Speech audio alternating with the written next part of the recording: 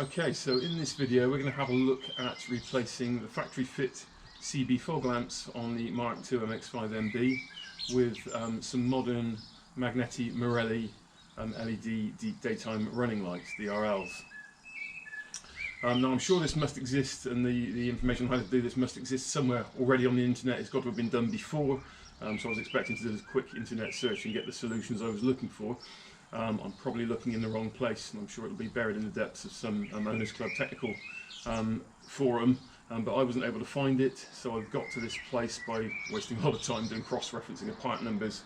So hopefully, if you're looking to do a similar thing, this will be useful for you. This information may be helpful for you and save the time that I've sort of wasted finding that. So the first thing to understand, the CB headlamps that were fitted to the later Mark IIs, the 2.5s, are a generic halogen-based fog lamp unit that are fitted to many different types of car, and they have a Mazda-specific adapter plate which enables them to then be fitted to the back of the Mazda bumper. And so by doing some cross-referencing of part numbers, I was able to establish that a more modern Magneti Marelli LED unit has been designed to essentially mimic that housing, but has now been designed to hold LED lights and the appropriate reflectors, which are quite important to have a combination of the two things. So why are we doing this? Well, basically for safety. So since 2011, I believe, it's been a legal requirement for all new cars to be fitted with daytime running lamps. So over the last decade, we've seen the number of cars on the road with daytime running lamps increase year on year. And also during that same sort of time period, over the last decade, cars have grown in size. So the preference has been a move towards sports utility vehicles, 4x4s. So now 10 years on, or 15 years on since the MX-5 this model was built, we've got a very small car, in the context of other cars on the road, that isn't very conspicuous in relation to the other cars due to its lack of DRL. Now if that all sounds a little bit doom and gloom, and the thought of the cost and all the hassle of what I'm about to demonstrate feels a little bit of too much of an effort for you, don't despair. Mazda did fit a very simple solution to that. And so if you just twist the end of the stalk, you can put your dipped headlights on, and that is perfectly legal to run with dipped headlights on during the daytime. So a very, very simple and quick solution that costs you nothing. What isn't illegal, however, is the use of front fog lamps during daytime hours when visibility is not greatly restricted. So if you're driving around like that with halogen projector fog lamps on, you are in contravention of Highway Code 236. And are likely to attract attention for, as it says in Highway Code, you'll be dazzling other motorists. So the principle here is see and be seen, and clearly you won't be seen if you're dazzling other motorists. So just to understand that is not permissible. And the other thing I actually explored doing, I thought the simplest solution here, and cheap solution, would be to put some LED bulbs in here. That again, as I've discovered, is not legally acceptable. So LED bulbs, so the lighting units, the reflectors in the lighting units were designed to reflect the light from halogen bulbs. LEDs project light in different ways, and so the combination of the halogen light unit and the bulb have not been tested and E-marked and certified for road use. So they aren't road legal, and there's been a tightening to the MOT testing in January 2021.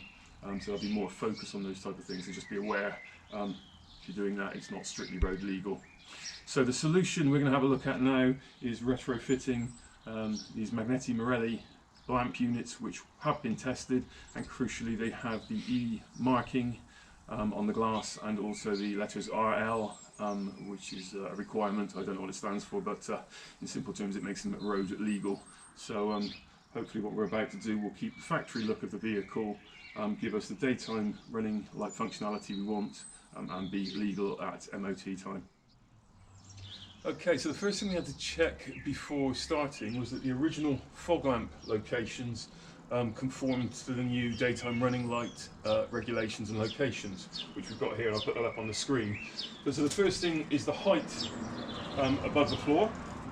So it has to be a minimum of 250 mil, and so this is a standard car, and we are at 300 mil.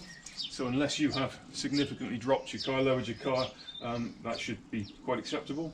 It then has to be, it can be a maximum of 400 millimeters from the outside edge of the car. And so just looking broadly there, we're well within that. So the maximum's 400 and we're probably at about 20 there. And then the final requirement is that the distance between the two lights is a minimum of 600 millimeters.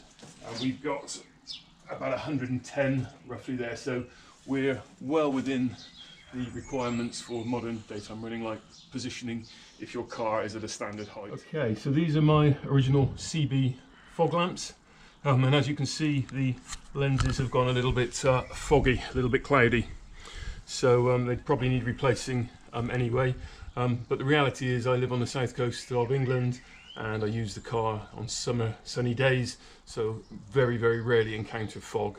And even if I did, I don't think fog lights would particularly add anything to it. But when I am out and about on Hampshire and Dorset's A and B roads with tree-lined roads and tree canopies, dappled sunlight, some modern daytime running lights would be much more useful on a daily basis in the type of driving I'm doing than fog lights ever will be to me. So the Magneti Marelli units arrived today. And they were actually a little bit better than I was anticipating. I thought I was going to have to get an LED driver to go with these, but when I read the instructions, I'll put these up on the screen so you can see them. But it already comes pre-wired, so it's got 3.5 meters, I think it is, of cabling, which is ample cabling. But it has 3 connectors. So one of those is a switched live connector for your ignition feed. One is an earth, and the other one is a trigger feed from your side light connection, side light bulb. And so that will simply switch the lights on when the ignition is switched on, and when you turn your side lights on, it will switch the DRLs off. So it will go off at night time, which is exactly what I wanted. So as I say, the unit was better than I was anticipating. So what we have to do now is just have a look at how we remove the original CB fog lamp, and this is accessed from underneath the wheel arch. So as you can see, we've already jacked the car up. We've got it on its axle stand and on a jack stand for safety there, and then simply with a Phillips head screwdriver you loosen the typical Mazda sort of mushroom clips there, and then underneath here there were 3, I think, what are they? 3 8mm little bolts that just secured that flap along the bottom there. So we've pulled that back, and if you come in and you can see the mounting of the original fog lamp there, and there were 3 screws. So the top right corner is actually a plastic retaining lug, but in the other 3 corners were retaining screws, so you just remove those with a Phillips head screwdriver, and that allows the lamp to be removed. Hung down here, as you can see, it is very cloudy. And so this is the original wiring loom, which we could just unclip and remove that. But crucially, what we're looking to do now is separate the mounting clip. So we've got another 3 screws here and a locating pin. So simply with a Phillips head screwdriver, we're going to undo those 3 screws.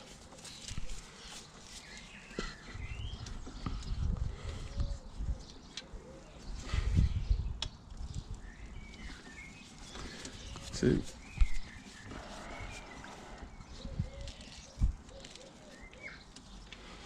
and these screws hold the mounting bracket. So this is the Mazda specific mounting bracket, which turned a generic CB lamp, which will be fitted to many cars, many different cars. This bracket is what makes it unique to Mazda, the MX-5. So we remove that. Okay, so there's a little arrow on the bracket which tells us which is the top.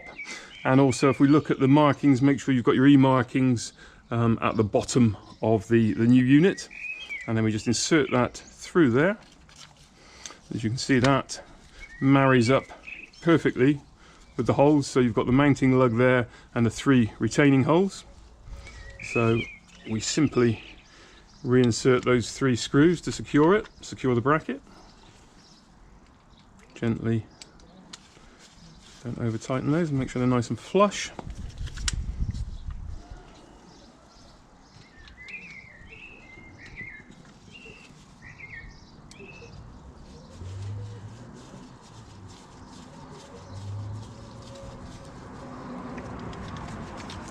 So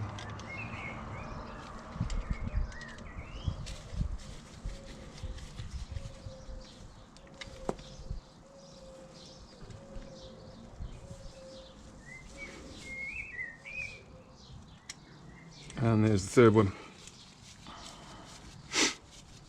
So we now have the generic Magneti Marelli LED unit mounted to the Mazda MX-5 specific bracket, and we're hoping that will now all marry up. So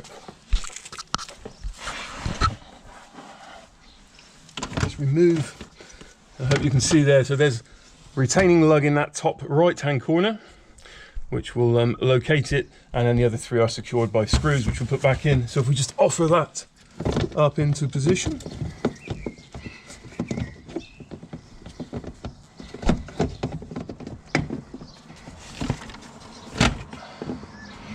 and then if we just have a look now around from the front of the car, we'll be able to see how that is a perfect fit into the original mounting hole. So I'll just now go ahead and put those 3 retaining screws in to secure it, and then we can have a look at the other side and then the wiring connections. Okay, so it's as simple as that. That's the new lamp firmly installed, and as we've already checked, this original factory mounting position is quite legal from a modern DRL mounting perspective in terms of the height and the positioning, so that's all fine. So all that's left to do now is just to disconnect the old CB lamp. So it's simply a squeeze, a push and squeeze, and probably there's 15 years of dirt on there, so it may be a bit tricky, but a bit of spray on there just to get it. And you can do as you will with your old lamp. So the wiring, this is the fog lamp wiring. It's got nothing to do with the new wiring we're putting in for DRLs. So what I'm going to do is just tape that up to stop dirt and muck going up in there, and tape it up out the way in case I ever wanted to return it to original factory fog lamp spec. I'm on a tour of deepest Scotland or Sweden or somewhere like that, so it may be handy just to swap them back over with some decent fog lamps. But for the moment, we're going to be running on DRLs, so that becomes redundant. We'll just have a look now underneath. I'll try and get a bit of light on so you can see what's gone on there. So that's the new unit installed. Let's just get that out of the way for you. And so to be clear, there's 1, 2, 3 screws that secure the mounting brackets to the back of the bumper, and then there is a retaining lug, and then these were the 3 screws you saw me put in. So all there is now left to do is to take this wire, and we're going to route that wire up through here, follow a nice route through, and get it to emerge in the engine bay. And then we've identified some very convenient locations to connect those 3 connections. So we'll reconvene up in the engine bay in a moment and get that wired in, and obviously we do the same on the opposite side. Okay, so this is the original fog lamp wiring loom, which we're just going to cable tie up out the way there and just cover the ends so it can't get muck on it. So that'll be tied out the way there for future use if we ever need it. And then what we're looking to do is follow the route of the original fog lamp wiring. So I've just put this pink trace lead in, which as you can see has disappeared basically up under the headlamp and re-emerges in the engine bay just up here. And so if we now go up top, we can see where that emerges. So here in the engine bay, that pink draw wire, just to make it more visible, has come out exactly where we need it, and then that will give us access to actually the switched ignition live feeds in either of these 2 positions. So the the front right on either the white or the black connector will give us a switched live feed that we need. This is the little side light bulb, and the red wire on that one gives us the live feed that we need, which when this bulb turns on, so when the side lights turn on, it will then turn off the DRLs. And then the third connection we need to make is simply an earth connection, which we can find sort of any chassis bolt in this area. So we're going to route the wiring up there now, so it will replace, obviously that pink wire is going to be the black cable that we pull through from the back of the DRL. We're going to do the same on the other side of the vehicle, so put it in, route the cable across, and this is where it's handy that the Magneti Marelli lights come with 3.5 meters, so plenty to come across and join both wires at this point, and we're going to make all of our connections in that corner. Okay, so we've got the wiring loom up from both sides, both light units, and so we have pairs of black, red and white wires. So the red being the switched live feed, the white being the earth, and the black being the trigger feed from the side light bulb. And so I've just done a very quick wiring job here. We'll neaten that up later, but I just wanted to test that it worked. So just to flow through those connections, the switched live feed is in this connector block here, and as you can see, I've put a little inline fuse there with a 3 amp fuse with a little waterproof cover, which is a bit tricky to get off, as you can see. Let's give that a wiggle. So there we go, there's the 3 amp blade fuse protecting the circuit for the lights. The white wire, as we say, is an earth feed, so I'm going to tape this into the loom, and I've run it round and just connected it here to the bolt that secures the diagnostic port bracket.